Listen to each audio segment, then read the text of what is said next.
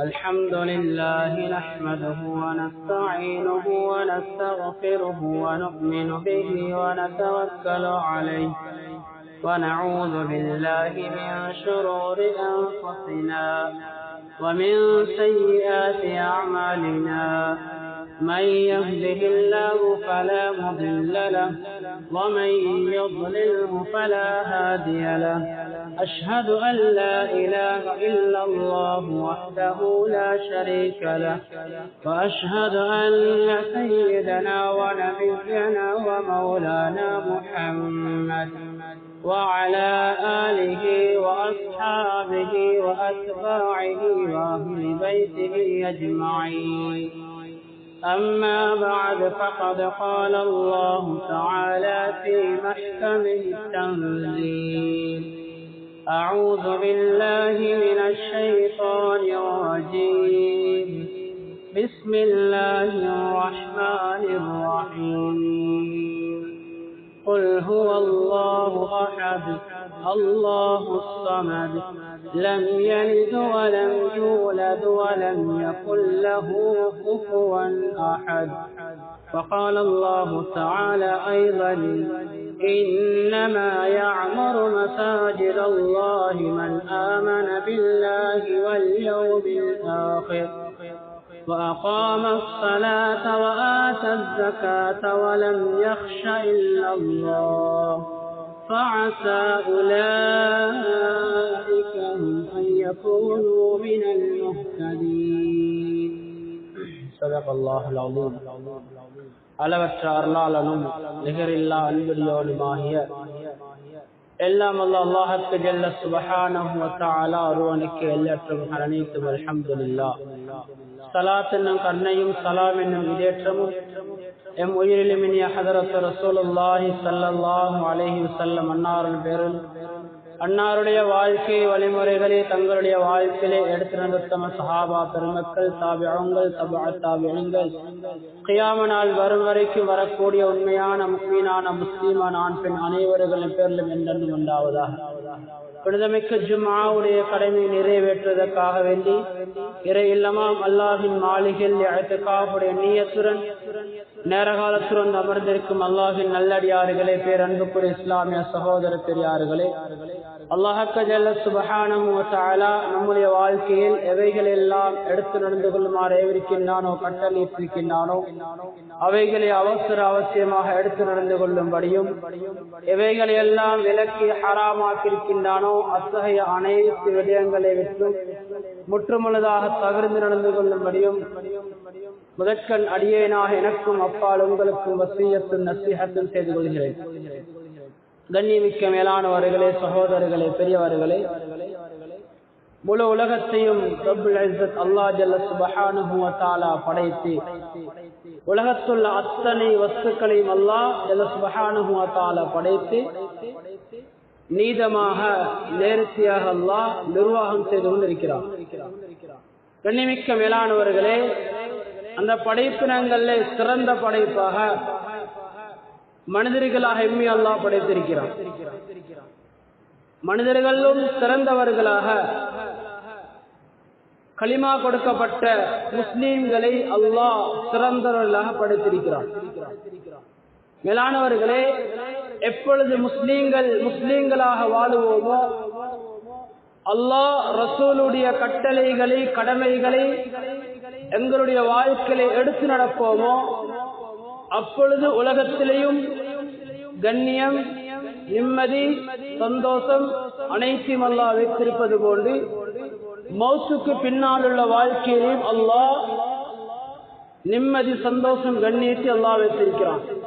எப்பொழுது மனிதர்களாகிய நாம், முஸ்லிம்களாகிய நாங்கள் அல்லாஹ் ரசூலுக்கு மாற்றம் செய்ய ஆரம்பிப்போமோ, அப்பொழுது உலகத்திலேயும் கேவலம், மௌத்துக்கு பின்னால் உள்ள வாழ்க்கையிலையும் நிரந்தரமான கேவலமாக மாறிவிடும். எனவே வேளாணவர்களே, அல்லாஹ் ஜல்ல சுப்ஹானஹு வ தஆலா உலகத்தில் மனிதர்களாகிய முஸ்லிம்களாக எம்மை எந்த நோக்கத்துக்காக நீ படைத்திருக்கிறானோ அந்த நோக்கத்தை விளங்கி செயல்படுவதற்கு அல்லாஹ் நம் அனைவருக்கும் தௌஃபீக் செய்வானாக. கண்ணியத்துக்குரிய மேலானவர்களே, சகோதரர்களே, பெரியவர்களே, உலகத்துல அல்லாஹ் ஜல்ல சுப்ஹானஹு வ தஆலா ஒன்றை விட ஒன்றை சிறப்புக்குரியதாக படைத்திருக்கிறார். காலங்கள், நேரங்களிலே, மாதங்களிலே ரமலானுடைய மாதத்தை சிறப்பாக்கி வைத்திருக்கிறான். நாட்களிலே வெள்ளிக்கிழமை நாளை அல்லாஹ் சிறப்பாக்கி வைத்திருக்கிறான். ஊர்களிலே மக்கா மதீனாவை அல்லாஹ் சிறப்பாக்கி வைத்திருக்கிறான். நபிமாரிகளே, ரசூல்மார்கள் அல்லாஹ் சிறப்பாக்கி வைத்திருக்கிறான். எல்லா நபிமார்களின் ஹபீப் ஸல்லல்லாஹு அலைஹி வஸல்லம் அவர்களை சிறந்தவர்களாக அல்லாஹ் ஆக்கி வைத்திருக்கிறான். இது போன்று மேலானவர்களே, ஊர்களில் அல்லாஹ் ஜல்ல சுப்ஹானஹு வ தஆலாவுக்கு மிகவும் விருப்பமான இடமாக, மிகவும் கண்ணியமான இடமாக அல்லாஹ் மஸ்ஜிதுகளை வைத்திருக்கிறான். அல்லாஹ்வுடைய இறை இல்லங்கள் ஊர்களில் இருக்கக்கூடிய ஏனைய இடங்களை விட மஸ்ஜிதுகளை, அல்லாஹ்வுடைய மாளிகைகளை அல்லாஹ் சிறப்புக்குரிய இடமாக அல்லாஹ் ஆக்கி வைத்திருக்கிறான். அந்த இடங்களில் அல்லாஹ்வை சந்தோஷப்படுத்தக்கூடிய, அல்லாஹ் விரும்பக்கூடிய நல்ல செயல்கள் நடப்பதை அல்லாஹ் எதிர்பார்க்கிறான். அதன் மூலமாக சமூகத்திற்கு நல்லவைகள் நடப்பதையும் அல்லாஹ் ஜல்ல சுப்ஹானஹு வ தஆலா எதிர்பார்க்கிறான். ஒவ்வொரு நாளும் அல்லாஹ்வுடைய ரஹ்மத்துக்கள் இறங்கப்படக்கூடிய இடமாக, அல்லாஹ்வுடைய பரக்கத்துகள் இறங்கப்படக்கூடிய இடமாக அல்லாஹ் மஸ்ஜிதுகளை வைத்திருக்கிறான். எனவே அல்லாஹ் ஜல்ல சுப்ஹானஹு வ தஆலா மிகவும் விரும்பக்கூடிய இடமாக ஸல்லல்லாஹு அலைஹி வஸல்லம் சொன்னார்கள், அஹப்புல் பிலாதி இலல்லாஹி மஸாஜிதுஹா. அல்லாஹ் அதிகமாக விரும்பக்கூடிய இடம்தான் அல்லாஹ்வுடைய மாளிகை, மஸ்ஜிதுகள் என்பதாக சொல்லி காண்பித்தார்கள். கண்ணியமிக்க மேலானவர்களே, சகோதரர்களே, பெரியவர்களே, எனவே இந்த மஸ்ஜிதுகளை, மஸ்ஜிதினுடைய அத்தனை செயல்களும் யாரெல்லாம் இதனோடு சம்பந்தப்படுகிறார்களோ அவர்களும் சிறப்பானவர்கள். மஸ்ஜிதை கட்டுவதற்காக வேண்டி யார் ஒரு மஸ்ஜிதை கட்டுகிறாரோ, மன் பனா லில்லாஹி பைத்தன் பனல்லாஹு லஹு பைத்தன் ஃபில் ஜன்னah, யார் அல்லாஹ்வுக்காக வேண்டி ஒரு மஸ்ஜிதை கட்டுகிறாரோ, ஒரு பள்ளி வாயிலை கட்டுகிறாரோ, அல்லாஹ் அவருக்கு சுவர்க்கத்தில் ஒரு மாளிகை அமைக்கிறான். இந்த ஹதீஸுக்கு விளக்கம் சொல்லும் பொழுது, வேளாணவர்களே, ஒரு புறாவினுடைய கூடின அளவுக்கு ஒரு மனிதர் ஒரு மாளிகை கட்டுகிறார். இதற்கும் அல்லாஹ் ஜல்ல சுப்ஹானஹு வ தஆலா சுவர்க்கத்தில் அவருக்கு ஒரு மாளிகை அமைக்கிறான். மஸ்ஜிதுக்கு யாரெல்லாம் என்னென்ன உதவிகள் எல்லாம் செய்கிறார்களோ, உதாரணம் ஒரு பலிப்பை வாங்கி போடுகிறார், ஒரு பாயை வாங்கி போடுகிறார், இப்படி ஒரு சிறிய ஒரு உதவி செய்தாலும் சரி, இதற்கும் அல்லாஹ் ஜல்ல சுப்ஹானஹு வ தஆலா அவருக்கு சுவர்க்கத்தில் ஒரு மாளிகை அல்லாஹ் அமைத்து விடுகிறான். கண்ணியமிக்க மேலானவர்களே, ஒவ்வொரு நாளும் காலையில் மாலையில் யாரெல்லாம் மஸ்ஜிதுக்கு வந்து செல்கிறார்களோ அவர்களுக்கு அல்லாஹ் அஅத்தல்லாஹு லஹு நுஸ்லதன் மினல் ஜன்னah, நுஸ்லஹு மினல் ஜன்னah, அல்லாஹ் ஜல்ல சுப்ஹானஹு வ தஆலா அவர்களுக்கு விருந்து உபசாரத்தை ஏற்பாடு செய்கிறான். மஸ்ஜிதுக்கு வரும் பொழுதெல்லாம், ஒரு நாளுக்கு 5 விடுத்தம் ஒரு மனிதர் மஸ்ஜிதுக்கு வருகிறார் தொழுகைக்காக வேண்டி, அல்லாஹ் அவர்களுக்கு சுவர்க்கத்திலே விருந்து ஏற்பாடு அல்லாஹ் செய்கிறான். அது மாத்திரமல்ல, யாரெல்லாம் மஸ்ஜிதுகளை நேசிப்பார்களோ, மஸ்ஜிதுகளை விரும்புவார்களோ, மஸ்ஜிதை தன்னுடைய முஹப்பத்துக்குரிய இடமாக ஆக்கிக் கொள்கிறார்களோ அவர்களை அல்லாஹ்வும் நேசிக்கிறான். மன் அலிஃபல் மஸ்ஜித் அலிஃபஹுல்லாஹ், ஸல்லல்லாஹு அலைஹி வஸல்லம் அவர்கள் சொன்னார்கள், யாரெல்லாம் மஸ்ஜிதை நேசிக்கிறார்களோ அவர்களை அல்லாஹ்வும் நேசிக்கிறான். யாரெல்லாம் மஸ்ஜிதை விட்டு ஓரமாகிறார்களோ, மஸ்ஜிதை வெறுக்கிறார்களோ, மஸ்ஜிதை விட்டு தூரமாகிறார்களோ அவர்களை அல்லாஹ்வும் தூரமாக்கி விடுகிறான். தன்னுடைய ரஹ்மத்தை விட்டு அல்லாஹ் அவர்களை தூரமாக்கி விடுகிறான். கண்ணியமிக்க மேலானவர்களே, சகோதரர்களே, பெரியவர்களே, அது மாத்திரமல்ல, யாரெல்லாம் மஸ்ஜிதை துப்புரவு செய்கிறார்களோ, மஸ்ஜிதை சுத்தம் செய்கிறார்களோ அவர்களுக்கும் அல்லாஹ் சுவர்க்கத்தை கொடுக்கிறான். அவர்களுக்கும் அல்லாஹ் சுவர்க்கத்தை கொடுக்கிறான். பள்ளியில் ஒரு ஊத்தையை கண்டு அதை எடுத்து வீசுகிறார், பள்ளியில் உள்ள அழுக்குகளை, அசிங்கங்களை துப்புரவு செய்கிறார், அவர்களுக்கும் அல்லாஹ் சுவர்க்கத்தை கொடுக்கிறான். நபி ஸல்லல்லாஹு அலைஹி வஸல்லம் அவருடைய காலத்திலே ஒரு பெண்மணி மஸ்ஜிதை துப்புரவு செய்யக்கூடிய ஒரு பெண்மணி ஒவ்வொரு நாளும் அந்த மஸ்ஜிதை துப்புரவு செய்து கொண்டிருக்கிறார்கள். ஒரு நாள் அந்த பெண்மணி இறந்து விடுகிறார். சஹாபாக்கள் நபி அவர்களுக்கு அறிவிக்கவில்லை. சஹாபாக்கள் அந்த பெண்ணினுடைய ஜனாசாவை அடக்கம் செய்து விடுகிறார்கள். ஸல்லல்லாஹு அலைஹி வஸல்லம் அவர்கள் அந்த பெண்மணியை காணவில்லை, விசாரிக்கிறார்கள். மஸ்ஜிதை துப்புரவு செய்யக்கூடிய அந்த பெண்மணி எங்கே? சஹாபாக்கள் சொன்னார்கள், யா ரசூலல்லாஹ், அந்த பெண்மணி இறந்து விட்டால் அவரை நாங்கள் அடக்கம் செய்து விட்டோம் யா ரசூலல்லாஹ். ஸல்லல்லாஹு அலைஹி வஸல்லம் அவர்கள் சொன்னார்கள், இதற்கு பின்னால் யாராவது மௌத்தாகினால் கட்டாயம் எனக்கு நீங்கள் அறிவிக்க வேண்டும். சொல்லிவிட்டு ஸல்லல்லாஹு அலைஹி வஸல்லம் அவர்கள் வஸல்லா அலைஹா, அந்த பெண்ணுக்காக வேண்டிய ஜனாஸா தொழுகை நடத்தினார்கள். அந்த பெண்ணுக்கு ஜனாஸா தொழுகை தொழுதுவிட்டு சொன்னார்கள், இன்னி ராயித்துஹா ஃபில் ஜன்னah, அந்த பெண்மணி நான் சுவர்க்கத்திலே காணுகிறேன், அந்த பெண்மணியை நான் சுவர்க்கத்திலே காணுகிறேன். ஏன் தெரியுமா? அந்த பெண் மஸ்ஜிதை துப்புரவு செய்ததனால் அல்லாஹ் அந்த பெண்மணிக்கு சுவர்க்கத்தை கொடுத்து விட்டாள். கண்ணியமிக்க மேலானவர்களே, மஸ்ஜிதை சுத்தம் செய்வதென்பது, மஸ்ஜிதை துப்புரவு செய்வதென்பது சாதாரணமான விடயம் கிடையாது. அவர்களுக்கு அல்லாஹ் சுவர்க்கத்தை கொடுக்கிறான். கண்ணியமிக்க மேலானவர்களே, சகோதரர்களே, பெரியவர்களே, எனவே இதுபோன்ற ஏராளமான சிறப்புகளை கொண்டதுதான் அல்லாஹ்வுடைய இறை இல்லங்கள், அல்லாஹ்வுடைய மாளிகைகள். மஸ்ஜித் இருக்கிறது, வெறுமனே 5 நேர தொழுகையை தொழுதுவிட்டு, ஜும்ஆவை வாரத்தில் ஒரு நாள் தொழுதுவிட்டு, வருடத்தில் 2 முறை பெருநாட்களை தொழுதுவிட்டு, ரமலானுடைய மாதத்திலே தராவீஹ் போன்ற தொழுகைகளை தொழுதுவிட்டு செல்லக்கூடிய இடமல்ல. கண்ணியமிக்க மேலானவர்களே, இஸ்லாமிய உம்மத்தினுடைய உயிர் நாடியாக அல்லாஹ் மஸ்ஜிதுகளை வைத்திருக்கிறான். மஸ்ஜித் இஸ்லாமிய உம்மத்தின் உயிர் நாடியாக வைத்திருக்கிறான். சமூகத்தினுடைய பிரச்சனைகள் தீர்க்கப்பட வேண்டிய இடமாக மஸ்ஜித் இருந்து கொண்டிருக்கிறது. ஸல்லல்லாஹு அலைஹி வஸல்லம் அவர்கள் மஸ்ஜித் நபவியை கட்டி வெறுமனே 5 கால தொழுகைகளை மாத்திரம் தொழவில்லை.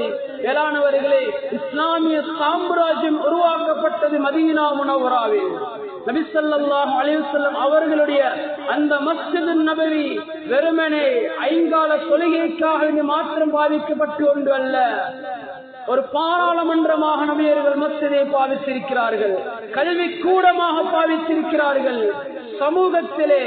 சமூகத்துக்கு தேவையான அத்தனை விடயங்களும் மஸ்ஜிதிலிருந்து தான் அமையப்பெற வேண்டும் என்று மஸ்ஜித் நபவியை ஸல்லல்லாஹு அலைஹி வஸல்லம் அவர்கள் உதாரணம் காட்டியிருக்கிறார்கள்.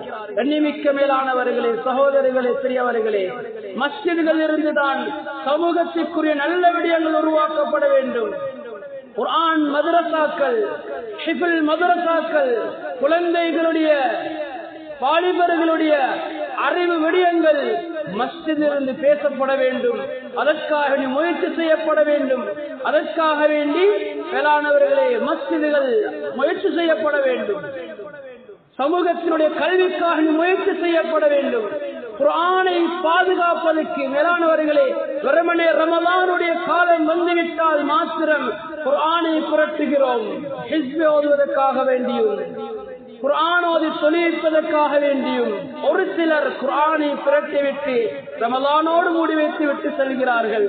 கண்ணியமிக்க மேலானவர்களே, இந்த உம்மத்தினுடைய அல்லாஹ் ஜல்ல சுப்ஹானஹு வ தஆலா ஈரேற்றுக்கு தந்திருக்கக்கூடிய இந்த குர்ஆனை பாதுகாக்க வேண்டிய பொறுப்பு இந்த உம்மத்துக்கு இருக்கிறது. மேலானவர்களே, உள்ளங்களில் சிறார்களுடைய உள்ளங்களில் அந்த குர்ஆன் பாதுகாக்கப்பட வேண்டும், அந்த குர்ஆன் மனனம் செய்யப்பட வேண்டும். அதற்கான ஏற்பாடுகள் இந்த மஸ்ஜிதிலே செய்யப்பட வேண்டும். அதற்கான முயற்சிகள் செய்யப்பட வேண்டும்.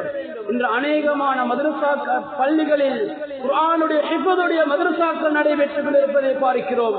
சமூகத்திலே மிகப்பெரிய பொறுப்பு இது. இந்த சமூகம் குர்ஆனை விட்டு ஒதுங்கியதனால், குர்ஆனை எடுத்துக் கொள்ளாததனால், குர்ஆனை ஓரங்கட்டியதனால் மேலானவர்களே மிக பெரும் அழிவுகளை எங்களுடைய சமுதாயம் சந்தித்துக் கொண்டிருக்கிறது. இன்று வாலிபர்களை பற்றி எல்லோருக்கும் கவலை, பெரியவர்களுக்கும் கவலை, ஆசிரியர்களுக்கும் கவலை, நிர்வாகத்துக்கும் கவலை.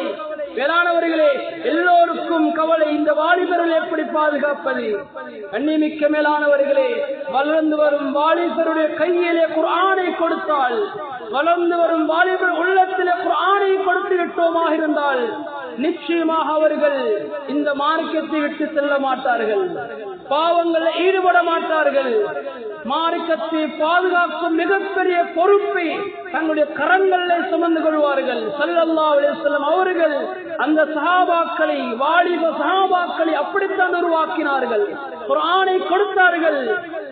சமுதாயம் மேலானவர்களே பாதுகாக்கப்பட்டது, குழந்தைகள் பாதுகாக்கப்பட்டார்கள். இது மஸ்ஜிதிலிருந்து நாம் மேற்கொள்ள வேண்டிய மிக முக்கியமான ஒரு விடயமாக இருந்து கொண்டிருக்கிறது. சதகாவினுடைய விடயங்கள் மஸ்ஜிதிலிருந்து கொடுக்கப்பட வேண்டும். ஜகாத்துல் ஃபித்ருடைய விடயங்கள், ஜகாத்துகள் மேலானவர்களே மஸ்ஜிதிலிருந்து பங்கு வைக்கப்பட வேண்டும். அதனால்தான் நபியுடைய காலத்தில் சஹாபாக்கள் பசித்தார்கள் என்றால் மஸ்ஜிதுக்கு வருவார்கள், தேவை என்றால் மஸ்ஜிதுக்கு வருவார்கள், கடன் என்றால் மஸ்ஜிதுக்கு வருவார்கள், கஷ்டம் என்றால் மஸ்ஜிதுக்கு வருவார்கள். ஏன் மஸ்ஜிதுக்கு வர வேண்டும்? கண்ணியமிக்க மேலானவர்களே, மஸ்ஜிதிலே தான் பைத்துல் ஜகாத் இருக்கிறது. பைத்துல் ஜகாத் மஸ்ஜிதிலே இருக்கிறது. மக்களுக்கு உதவிக்கரம் நீட்டக்கூடிய அமைப்புகள் மஸ்ஜிதினுடைய நிர்வாகத்துக்கு கீழால், மஸ்ஜிதுடைய பொறுப்புக்கு கீழால் இருக்கிறது. இதனால் தான் சஹாபாக்கள் மஸ்ஜிதை நாடி வந்தார்கள். கண்ணியமிக்க மேலானவர்களே, சமூகத்தினுடைய அனைத்து பிரச்சனைக்கும் சமூகத்தினுடைய மிகப்பெரிய பங்காளியாக மஸ்ஜித் இருந்து கொண்டிருக்கிறது. மேலானவர்களே, இந்த குடும்ப பிரச்சனைக்கு போய் மேலானவர்களே கலிமா சொல்லாதவர்களுக்கு முன்னால் போலீஸ் ஸ்டேஷன்களிலே இந்த சமூகம் காத்துக் கொண்டிருக்கிறது. மேலானவர்களே, சகோதரர்களே, பெரியவர்களே, நீதிமன்றங்களிலே சமுதாயம் காத்துக் கொண்டிருக்கிறது. பிரச்சனைக்கு தீர்வு வேண்டி நபி ஸல்லல்லாஹு அலைஹி வஸல்லம் அவருடைய காலத்திலே நபி அவருடைய அத்தனை பிரச்சனைகள், குடும்ப பிரச்சனைகள், சமூக பிரச்சனைகள், காணபூமி பிரச்சனைகள் அத்தனைக்கும் தீர்வு கண்டது மஸ்ஜிதிலே. மேலானவர்களே, மஸ்ஜிதிலே தான் பிரச்சனைகளுக்கு தீர்வு காணப்பட வேண்டும். அந்த அளவுக்கு நம்பிக்கை நாணயம் உள்ளவர்களாக நிர்வாகிகளும் பொறுப்புதாரிகளும் இருந்தார்கள்.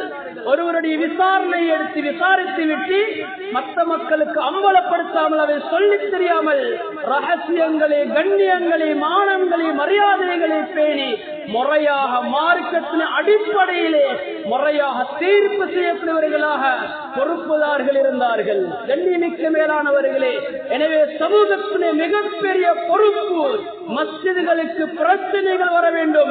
பிரச்சனைகள் மஸ்ஜிதிலிருந்து தீர்க்கப்பட வேண்டும். குடும்பத்திலே கணவனுக்கும் மனைவிக்கு மத்தியிலே பிரச்சனையா காலிக்கோட்டுக்கு கடிதம் கொடுத்து அனுப்புறதல்ல புத்திசாலித்தனம். மேலானவர்களே, இரண்டு குடும்பத்தையும் இரு சாராரை மஸ்ஜிதுக்கு அழைக்க வேண்டும். நிர்வாகம் மஸ்ஜிதிலே உட்கார வேண்டும். இமாமை அழைக்க வேண்டும். ஊருடைய முக்கியஸ்தர்களை, இமாம்களை அழைக்க வேண்டும். விசாரணை செய்ய வேண்டும். பிரச்சனைக்கு தீர்வு காண வேண்டும். நல்ல முறையில் அவர்களை சந்தோஷப்படுத்தி அனுப்ப வேண்டும், சமாதானப்படுத்தி அனுப்ப வேண்டும்.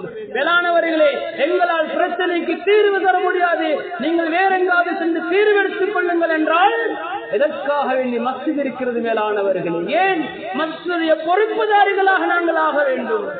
வெறுமனே மேலானவர்களே பொறுப்புகளை சுமந்து கொள்வது, பொறுப்புதாரியாக ஆகுவது என்பது மேலானவர்களே, சகோதரர்களே, பெரியவர்களே, நான் ஒரு பொறுப்புதாராக இருக்கிறேன் என்பதற்காக வேண்டி, பெருமைக்காக வேண்டி அல்ல. சமூகத்தினுடைய தேவைகள் பூர்த்தி செய்யப்பட வேண்டும். சமூகத்தின் பிரச்சனைகள் மஸ்ஜிதிலிருந்து முறையாக நாங்கள் அவைகளுக்குரிய தீர்வுகள் வழங்கப்பட வேண்டும். எனவே இன்று மேலானவர்களே, சமூகத்திலே பிரச்சனைகள் தீர்க்கப்படுவது ஒரு புறம் இருக்க, இன்று நாம் சமூகங்களிலே பார்க்கிறோம் மஸ்ஜிதிலிருந்தே தான் பிரச்சனை உருவாகிறது. பிரச்சனையின் உருவாக்கமே மஸ்ஜிதாக மாறிக்கொண்டிருக்கிறது. மேலானவர்களே, சகோதரர்களே, பெரியவர்களே, இப்படி சமுதாயம் மாறுமாக இருந்தால் மேலானவர்களே, சமூகத்திலே ஒற்றுமை இல்லாமல் சீர்குலைந்து செல்வமாக இருந்தால் அல்லாஹ்வுடைய உதவிகளை அடைந்து கொள்ள முடியாது. மேலானவர்களே, அல்லாஹ்வுடைய சோதனைகள் எங்களுடைய ஊர்களை நோக்கி, எங்களுடைய கிராமங்களை நோக்கி, எங்களின் குடும்பங்களை நோக்கி அல்லாஹ்வுடைய சோதனைகளும் அஸாபுகளையும் சந்திக்க வேண்டி வரும். மேலானவர்களே, எனவே கண்ணியத்துக்குரியவர்களே, இந்த அளவுக்கு சிறப்புகளும் நிறைந்த, இந்த அளவுக்கு பொறுமதியான இந்த மார்க்கத்தை, இந்த தீனுல் இஸ்லாத்தை, இந்த மஸ்ஜிதை கண்ணியமிக்க மேலானவர்களே யார் நிர்வாகம் செய்ய வேண்டும்? இதையும் குர்ஆனிலே அல்லாஹ் சொல்கிறான். எந்த விடயத்துக்கும் அல்லாஹ் நிர்வாகங்களை தெரிவு செய்தது கிடையாது. கண்ணியமிக்க மேலானவர்களே, ஆனால் மஸ்ஜிதை நிர்வாகம் செய்வதற்கு யார் தகுதியானவர்கள்? அல்லாஹ்வே சொல்லிவிட்டான் தகுதியானவர்கள் யார். எந்தெந்த குவாலிஃபிகேஷன்கள் உள்ளவர்கள், எந்தெந்த தகமை உள்ளவர்கள், எந்த டேலண்ட் உள்ளவர்கள் இந்த நிர்வாகத்துக்கு வர வேண்டும். இந்த மஸ்ஜிதை நிர்வாகம் செய்வதற்கு யார் தகுதியானவர்கள் என்று குர்ஆனிலே அல்லாஹ் முடிவு செய்து விட்டான். இவர்கள் தான் வர வேண்டும், இவர்கள் தான் தகுதியானவர்கள். முதலாவது அல்லாஹ் சொல்கிறான் நிர்வாகத்துக்கு தகுதியானவர்கள். இன்னமா யஅமுரு மஸாஜிதல்லாஹி மன் ஆமன பில்லாஹி வல் யௌமில் ஆகிர். முதலாவது நிபந்தனை, முதலாவது தகமை யார் நிர்வாகம் செய்வதற்கு? இன்னமா யஅமுரு மஸாஜிதல்லாஹி மன் ஆமன பில்லாஹி வல் யௌமில் ஆகிர். அல்லாஹ்வை ஈமான் கொண்டு மறுமை நாளை ஈமான் கொண்டிருக்க வேண்டும். அல்லாஹ்வை பரிபூர்ணமானவர்கள் ஈமான் கொண்டிருக்க வேண்டும். அல்லாஹ்வை பற்றி முழுமையான நம்பிக்கையுடையவர்களாக இருக்க வேண்டும். மௌத்துக்கு பின்னால் ஒரு வாழ்க்கை இருக்கிறது, கியாமத்துடைய நாள் என்ற ஒன்று இருக்கிறது என்ற நம்பிக்கை இருக்க வேண்டும். அப்படி உள்ளவருக்குத்தான் அல்லாஹ்வுடைய பயம் இருக்கும். அப்படி அல்லாஹ்வுடைய பயம் உள்ளவருக்குத்தான் அவர் ஹலால் ஹராமை பேணி நடந்து கொள்வார். மஸ்ஜிதை நிர்வாகம் செய்யக்கூடியவர் அல்லாஹ்வுடைய விடயத்திலே அதிகமாக பயப்பட வேண்டும். ஹலால் ஹராத்தை அவர் பயப்பட வேண்டும். மேலானவர்களே, சகோதரர்களே, பெரியவர்களே, பாவங்களை முழுமையாக அவர்கள் தவிர்த்து கொள்ள வேண்டும். வாழ்க்கையிலே பாவம் செய்து கொண்டு பெரும் பாவமாக இருக்கலாம், சிறிய பாவங்களாக இருக்கலாம், பாவ கரைகளோடு நிர்வாகம் செய்வதற்கு அவர் தகுதியானவர் அல்ல. வட்டியோடு தொடர்பு பட்டுக் கொண்டு மஸ்ஜிதின் நிர்வாகத்தை அவருக்கு செய்ய முடியாது. மேலானவர்களே, வாழ்க்கையிலே வாய் திறந்தாலே பொய் பேசக்கூடியவர் மஸ்ஜிதின் நிர்வாகத்துக்கு அவர் தகுதியானவர் அல்ல. மறைமுகமாக விபச்சாரத்தில் ஈடுபடுகிறார் அல்லது வேறு வேறு பாவங்களில் ஈடுபட்டுக் கொண்டிருக்கிறார் என்றால் இவர் மஸ்ஜிதின் நிர்வாகத்துக்கு தகுதியானவர் அல்ல. மஸ்ஜிதின் நிர்வாகத்துக்கு தகுதியானவர் அல்லாஹ்வுடைய பயமுள்ளவர், உண்மையான ஈமான் உள்ளவராக இருக்க வேண்டும். யார் உண்மையான ஈமான்? ஒரு அடையாளத்தை சொன்னார்கள் ஸல்லல்லாஹு அலைஹி வஸல்லம் அவர்கள். இதா ரஅய்தும் الرجل يعتاد المسجد சொன்னார்கள் ஸல்லல்லாஹு அலைஹி வஸல்லம் அவர்கள். அடிக்கடி மஸ்ஜிதுக்கு பேசிக் கொண்டு வருகிறார், அடிக்கடி மஸ்ஜிதோடு தொடர்புள்ளவராக இருக்கிறார். அவர் ஈமான் உள்ளவர். ஃபஷ்ஹது லஹு பில் ஈமான், அவருக்கு ஈமான் இருக்கிறது என்பதை நீங்கள் சாட்சி சொல்லுங்கள் என்பதாக ஸல்லல்லாஹு அலைஹி வஸல்லம் சொன்னார்கள். நிர்வாகத்துடைய பொறுப்பை எடுத்திருக்கிறோம், ஆனால் வருவது ஜும்ஆவிலே மாதத்திலே 4 நாட்கள் தான். வெறுமனே ஜும்ஆவுக்கு மட்டும் வந்து விட்டு செல்கிறார் அல்லது வருடத்தில் பெருநாள் 2க்கு மாத்திரம் வந்து விட்டு செல்கிறார். இவர் மஸ்ஜிதின் நிர்வாகத்துக்கு தகுதியானவர் அல்ல. அடிக்கடி மஸ்ஜிதோடு தொடர்புடையவராக இருக்க வேண்டும். மஸ்ஜிதுக்கு வருபவருக்கு தான் மஸ்ஜிதுடைய நிலைமைகள் விளங்கும், மஸ்ஜிதின் தேவைகள் விளங்கும், ஊருடைய தேவைகள் விளங்கும். என்னென்ன சமூகத்துக்கு செய்ய வேண்டிய தேவை என்பது அந்த மஹல்லாவில் இருந்து கொண்டு, அந்த ஊரில் இருந்து கொண்டு அந்த மஸ்ஜிதுக்கு வந்தால் தான் அவருக்கு தனது தேவை இருக்கும். அப்பொழுதுதான் அதற்கான முயற்சி அவர் செய்து கொண்டு இருப்பார். எனவே மேலானவர்களே, முதலாவது அவர் பள்ளியோடு தொடர்புள்ளவராக, அல்லாஹ்வுக்கு பயமுள்ளவர்களாக, ஈமானிலே பூர்த்தியானவர்களாக இருக்க வேண்டும். இரண்டாவதாக அல்லாஹ் சொல்கிறான், ஐங்கால தொழுகையிலே பேணுதலுள்ளவராக இருக்க வேண்டும். ஐங்கால தொழுகையிலே பேணுதலாக இருக்க வேண்டும். ஏதாவது ஒரு நாள் வந்து தொழுது விட்டு செல்வதல்ல, வாரத்தில் ஒரு நாள் வந்துவிட்டு செல்லக்கூடியவர் அல்ல. தொழுகையை நிலைநாட்டக்கூடியவர். தொழுவதற்கும் தொழுகையை நிலைநாட்டுவதற்கும் வித்தியாசம் இருக்கிறது. தொழுவதென்றால் எப்பயாவது தொழுது கொள்வது. மேலானவர், தொழுகையை நிலைநாட்டுவதென்றால் ஐங்கால தொழுகையை பேணுதலாக சொல்ல வேண்டும். அல்லாஹ் சொல்கிறான், தொழுகையை நிலைநாட்டக்கூடியவர். தொழுகையை நிலைநாட்டக்கூடியவர் தான் மஸ்ஜிதுடைய நிர்வாகத்துக்கு தகுதியானவர்கள். பேணுதலாக மஸ்ஜிதுக்கு வரக்கூடியவர் அல்லாஹ்வுக்காக வேண்டி, மக்களுக்கு காண்பிப்பதற்காக வேண்டி அல்ல, பதவியை அடைந்து கொள்வதற்காக வேண்டி அல்ல, நான் ஒரு பொறுப்புதாரி என்று மக்கள் விளங்கிக் கொள்ள வேண்டும் என்பதற்காக வேண்டி அல்ல, அல்லாஹ்வுக்காக வேண்டி ஐங்கால தொழுகையை மஸ்ஜிதிலே வந்து தொழக்கூடியவர் இரண்டாவது நிர்வாகத்துக்கு தகுதியானவர். மூன்றாவது அல்லாஹ் சொல்கிறான், ஜகாத் கொடுக்கக்கூடியவர். ஜகாத் கொடுக்க தகுதியானவர், ஜகாத் பெற தகுதியானவர் அல்ல. யாருக்கு ஜகாத் கடமையாகுதோ அவர் தான் நிர்வாகத்துக்கு தகுதியானவர். கண்ணியமிக்க மேலானவர்களே, அல்லாஹ் ஜல்ல சுப்ஹானஹு வ தஆலா ஈமானை சொல்லிவிட்டு, தொழுகையை சொல்லிவிட்டு, மஸ்ஜிதின் நிர்வாகத்துக்கு ஏன் ஜகாத் கொடுக்க தகுதியானவரை அல்லாஹ் சேர்க்க வேண்டும்? ஏன் ஜகாத் கொடுக்க தகுதியானவரை மூன்றாவது நிபந்தனை அல்லாஹ் கொண்டு வர வேண்டும்? கண்ணியமிக்க மேலானவர்களே, சகோதரர்களே, பெரியவர்களே, ஜகாத் கொடுக்கும் அளவுக்கு ஒரு மனிதருக்கு செல்வம் இருக்குமாக இருந்தால், ஒரு மனிதர் ஜகாத்தை கொடுப்பவராக இருந்தால் அவருக்கு அடுத்தவரின் சொத்திலே ஆசை இருக்காது, பணத்தின் ஆசை இருக்காது. மிக முக்கியமாக மஸ்ஜிதுடைய பணத்திலே கையை வைக்க மாட்டார். மஸ்ஜிதுடைய சொத்து செல்வங்கள் இருக்கிறது, மஸ்ஜிதுடைய காணி பூமிகள் இருக்கிறது, மஸ்ஜிதுடைய வருமானங்கள் இருக்கிறது. வேளாணவர்களே, அந்த பணங்களை தன்னுடைய சேப்பிலே போட்டுக் கொள்ள மாட்டார். தன்னுடைய தேவைக்காக வேண்டி அந்த பணங்களை அவர் எடுக்க மாட்டார். தன்னுடைய செலவினங்களுக்காக வேண்டி அந்த பணங்களை எடுத்து செலவழிக்க மாட்டார். அதனால் தான் அல்லாஹ் ஜகாத் கொடுக்க தகுதியானவரை நிர்வாகத்துடைய தகுதியாக அல்லாஹ் முடிவு செய்திருக்கிறான். கண்ணியமிக்க மேலானவர்களே, சகோதரர்களே, பெரியவர்களே, எல்லோரும் இந்த பணத்தை எடுக்கிறார் என்று சொல்ல வரவில்லை. அல்லாஹ் ஜல்ல சுப்ஹானஹு வ தஆலா சொல்லியிருக்கக்கூடிய நிபந்தனைகளை சொல்கிறேன். மேலானவர்களே, இந்த பணத்தினால் தான் சமூகங்களில் பெரும் பிரச்சனைகள், மஸ்ஜித் சொத்துக்களை பாதுகாப்பதில் பெரும் பிரச்சனைகள். நிர்வாகத்தின் தெரிவு செய்யப்பட்டவர்கள் நிர்வாகத்துடைய காலத்தில் மக்கள் யாரை நிர்வாகத்துக்காக வேண்டி தெரிவு செய்கிறார்களோ அவர்களின் காலங்கள் முடியும் வரைக்கும் மஸ்ஜிதுடைய முழு சொத்துகளுக்கும் அவர்கள் சொந்தக்காரர்கள். மஸ்ஜிதுடைய காணி பூமிகள், மஸ்ஜிதுகளுக்கு வாகனங்கள் இருக்குமாக இருந்தால், மஸ்ஜிதுக்கு வீடுகள் இருக்குமாக இருந்தால், மஸ்ஜிதுக்கு வேறு வேறு வருமானங்கள் இருக்குமாக இருந்தால், மஸ்ஜிதுக்கு வயிறு நலங்கள் இருக்குமாக இருந்தால், அத்தனைக்கும் அந்த நிர்வாகிகள் அத்தனை பேரும் பொறுப்புதாரிகள். அவர்கள் நிச்சயமாக அந்த பொறுப்பை பற்றி விசாரிக்கப்படுவார்கள். நிச்சயமாக அல்லாஹ் விசாரிப்பான். கண்ணியமிக்க மேலானவர்களே, சகோதரர்களே, பெரியவர்களே, எனவே அல்லாஹ் மூன்றாவது நிபந்தனையாக சொல்கிறான், ஜகாத் பெற தகுதியானவர்கள், நிர்வாகத்துக்கு தகுதியானவர்கள். நான்காவதாக அல்லாஹ் சொல்கிறான், வலன் யக்ஷ இல்லல்லாஹ், வலன் யக்ஷ இல்லல்லாஹ், அல்லாஹ்வை தவிர வேறு யாருக்கும் பயப்பட மாட்டார்கள். மஸ்ஜிதுடைய நிர்வாகியாக இருந்தால் அல்லாஹுக்கு மாத்திரம்தான் அவர் பயப்படுவார், மக்களுக்கு பயப்பட மாட்டார். சமூகத்திலே எவ்வளவு சிறந்தவர்களா இருந்தாலும் சரி, செல்வந்தர்களுக்கு ஒரு நியதியும், ஏழைகளுக்கு ஒரு நியதியும், குடும்பத்தினர்களுக்கு ஒரு நியதியும், நண்பர்களுக்கு ஒரு நியதியும் என்று எப்படி பிரித்து நீதி வழங்க மாட்டார். எல்லோருக்கும் ஒரே சமமான நீதியை வழங்கக்கூடியவராக இருப்பார். ஏன்? அல்லாஹ்வுடைய பயம் அவருக்கு இருக்கிறது.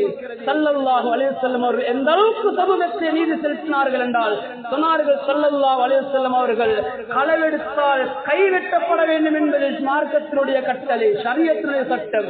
சொன்னார்கள் ஸல்லல்லாஹு அலைஹி வஸல்லம் அவர்கள், என்னுடைய மகள் ஃபாத்திமா களவெடுத்தாலும் அந்த ஃபாத்திமாவுடைய கரங்களையும் நான் வெட்டுவேன் என்று ஸல்லல்லாஹு அலைஹி வஸல்லம் அவர்கள் சொன்னார்கள். இதுதான் உண்மையான நியதி. மேலானவர்களே, யாராக இருந்தாலும் சரி, எல்லோருக்கும் ஒரே மாதிரியான நியதிகள் சமூகத்திலே வழங்கப்பட வேண்டும். அவருக்கு அப்படி, இவருக்கு எப்படி என்று ஆள் முகம் சொத்து செல்வங்கள் பார்த்து வழங்குவதல்ல. எண்ணிமிக்க மேலானவர்களே, அல்லாஹ்வுடைய பயமில்லை என்றால் இவைகள் வரும். அல்லாஹ்வுடைய பயம் இருக்குமாக இருந்தால், அல்லாஹ்வுக்கு மாத்திரம் அஞ்சக்கூடியவராக இருந்தால், மேலானவர்களே, சகோதரர்களே, பெரியவர்களே, யாருக்கும் பயப்படாமல் நீதிகளை நேர்மையாக வழங்கக்கூடியவர்களாக இருப்பார்கள்.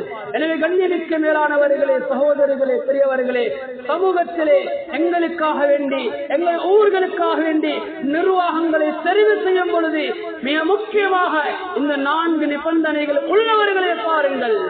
ஏன்? அவர்கள் தான் சமூகத்தை வழிநடாத்தக்கூடியவர்கள். தூரநோக்கு சிந்தனையோட நிர்வாகத்தை தெரிவு செய்யுங்கள். மேலானவர்களே, தகுதியானவர்களுக்கு பதவியை கொடுங்கள், தகுதியானவர்களை தேர்ந்தெடுத்துக் கொள்ளுங்கள். தகுதி இல்லாதவர்களை தேர்ந்தெடுத்து பிரச்சனைகள் வரும் பொழுது, மேலானவர்களே, குழப்பங்களையும் பசாதுகளையும் உண்டு பண்ணாதீர்கள். அதுக்கு நீங்கள் தான் பொறுப்புதார்கள். ஒரு மஹல்லாவிலே தகுதியானவர்களை வைத்துவிட்டு தகுதி இல்லாதவர்களை தன்னுடைய வாக்குக்காக வேண்டி, தன்னுடைய குடும்பத்துக்காக வேண்டி, தன்னுடைய நண்பர் என்பதற்காக வேண்டி அவர்களை தெரிவு செய்துவிட்டு பின்னால் பிரச்சனைகள் வரும் பொழுது எங்களுடைய மஸ்ஜிதுடைய பணங்கள் இல்லையே என்று சொல்லும் பொழுது, அல்லது காணி பூமிகள் குறைவாக இருக்கிறது என்று சொல்லும் பொழுது, ஏதாவது பிரச்சனைகள் சமூகத்தில் கிளம்பும் பொழுது, அப்பொழுதுதான் மஸ்ஜிதுகளுக்குள்ளால் சத்தங்களும் ஊர்களிலே பிரச்சனைகளும் உருவாகிறது. ஏன் காரணம்? தகுதியானவர்களை தெரிவு செய்யாமல் விட்டதனால். கண்ணியமிக்க மேலானவர்களே, எனவே தகுதியானவர்களை தெரிவு செய்வது ஒவ்வொரு மஹல்லா வாசியுடைய மிகப்பெரிய அமானிதமாக இருந்து கொண்டிருக்கிறது. தகுதி அற்றவர்களை தெரிவு செய்வது, தெரிவு செய்து அதன் மூலமாக பாவம் நடக்குமாக இருந்தால், அதன் மூலமாக சமூகத்துக்கு அநியாயம் நடக்குமாக இருந்தால் விளங்கிக் கொள்ளுங்கள், யாரை தெரிவு செய்தோமோ அவருக்கு மாத்திரம் அந்த பாவம் அல்ல, நாளை கியாமத்துடைய நாளையில் அவரை யாரெல்லாம் தெரிவு செய்தார்களோ அத்தனை பேரும் குற்றவாளிகள். அமானிதத்தை மோசடி செய்த குற்றத்தை நாங்கள் சேர்ந்து விடுவோம்.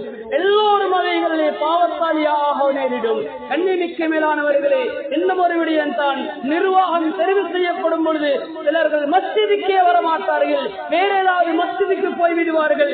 எமக்கு அப்பா தேவையில்லாத வேலை, நாங்க யாரை அப்பா போட்டுக் கொள்றது, நாங்க என்னத்துக்கு நாங்க கஷ்டத்தை விட வேண்டும் என்று சில மக்கள் ஒதுங்கிக் கொள்வார்கள். கண்ணிமிக்க மேலானவர்களே, சகோதரர்களே, பெரியவர்களே, தகுதியானவர்களை தெரிவு செய்யாமல் நீங்கள் ஒதுங்கினாலும் அதற்கு நீங்கள் பொறுப்புதாரிகள் தான். தகுதி அற்றவர்கள் அதன் மூலமாக உருவாகுவராக இருந்தால் அதற்கு நீங்கள் பொறுப்புதாரிகள் தான். அந்த பொறுப்பை பற்றி நீங்கள் நிச்சயமாக விசாரணை செய்யப்படுவீர்கள்.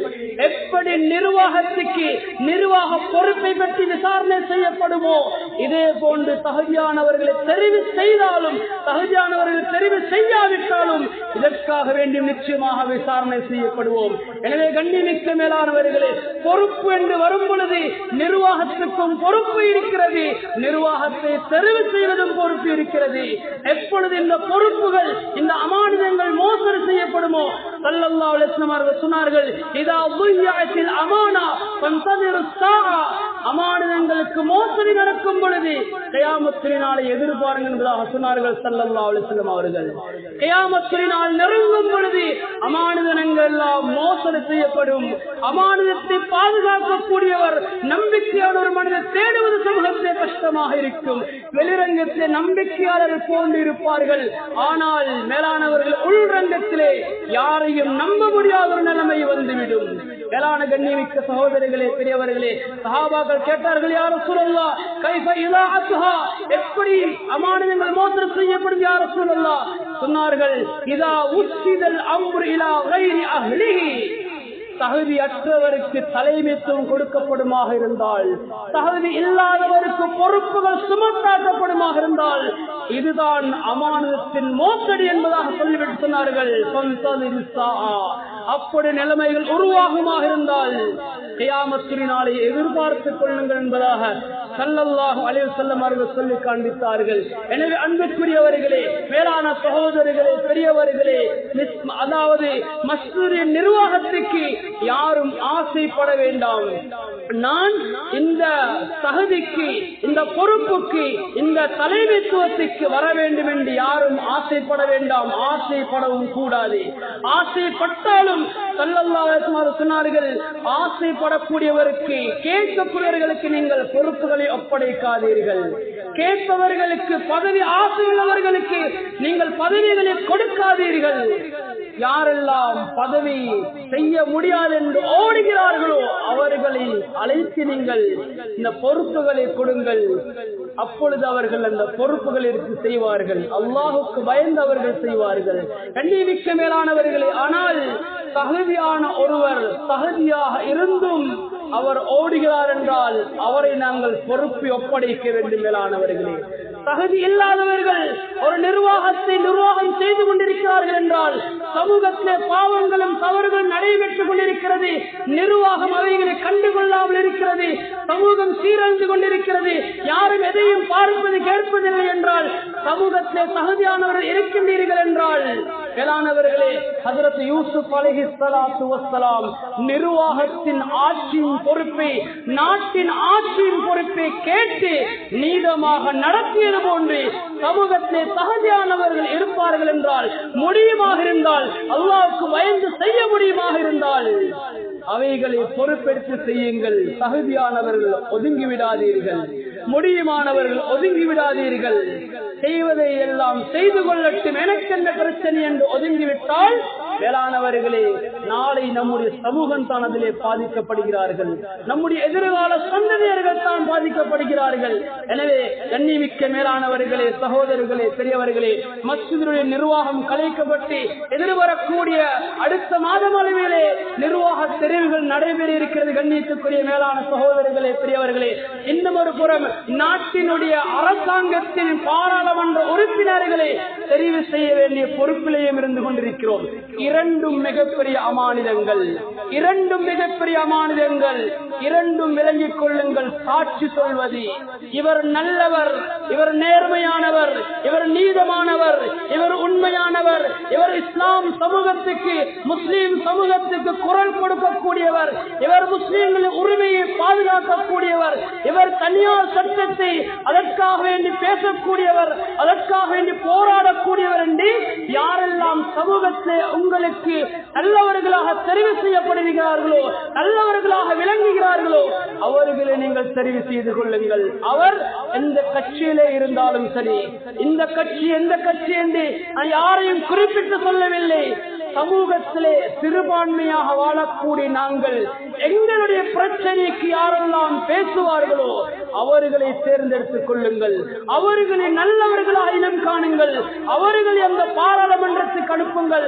அனுப்புவது இவர் நல்லவர் என்று நாங்கள் சாட்சி சொல்கிறோம். அல்லாஹ்விடத்திலே இவர்களுக்காக சிபாரிசு செய்கிறோம். கண்ணிமிக்க மேலானவர்களே, அவர்கள் தகுதி அற்றவர்களை தெரிவு செய்தாலும் ஆரம்பத்திலே சொன்னது போன்று அவர்கள் செய்யும் அநியாயத்திற்கு நாங்களும் பொறுப்புதாரிகள் ஆக வேண்டிய நேரில் மேலானவர்களே. எனவே கண்ணியத்துக்குரியவர்களே, சகோதரர்களே, பெரியவர்களே, மஸ்ஜித் என்பது வெறுமனே 4 சுவர்களுக்கு மத்தியிலே வந்து அமர்ந்திருந்து ஒரு வாரத்தில் ஜும்ஆவை கேட்டுவிட்டு ஏதோ ஒரு அடிப்படையில் இருந்துவிட்டு செல்வதல்ல. இந்த சமூகத்தின் உயிர் நாடி மஸ்ஜிதுகளாக இருந்து கொண்டிருக்கிறது. எதிர்கால சந்ததிகளை வழிநடாத்தக்கூடிய, எதிர்கால சந்ததிகளை நல்லவர்களாக ஆக்கக்கூடிய, அறிவுள்ள சமூகமாக மாற்றக்கூடிய, ஒரு ஆணையும் ஹதீஸையும் எடுத்துக் கொள்ளக்கூடிய நல்லவர்களாக, தக்வா உள்ளவர்களாக, படித்த ஒரு சமூகமாக, தலை சிறந்த தலைவர்களை உருவாக்கக்கூடிய இடமாக இந்த மஸ்ஜிதுகளை ஆக்கிக் கொள்வோம். எதிர்காலத்தில் எங்களுடைய கிராமங்களில் வரக்கூடிய பிரச்சனைகளை மஸ்ஜிதுக்கு கொண்டு வருவோம். மஸ்ஜிதிலே தீர்மானிப்போம், நல்லவர்களாக மாறுவோம். இதன் மூலமாகத்தான் எங்களுடைய ஊருக்கு, எங்களுடைய கிராமங்களுக்கு அல்லாஹ்வுடைய உதவி இருந்து கொண்டிருக்கிறது, அல்லாஹ்வுடைய பரக்கத்துகள் இருந்து கொண்டிருக்கிறது. அதற்காக வேண்டி அல்லாஹ்வுக்கு நீதமானவர்களாக நடந்து கொள்வோம். அப்படியாப்பட்ட நல்லவர்களாக அல்லாஹ் நம் அனைவரும் கபூல் செய்து கொள்வானாக.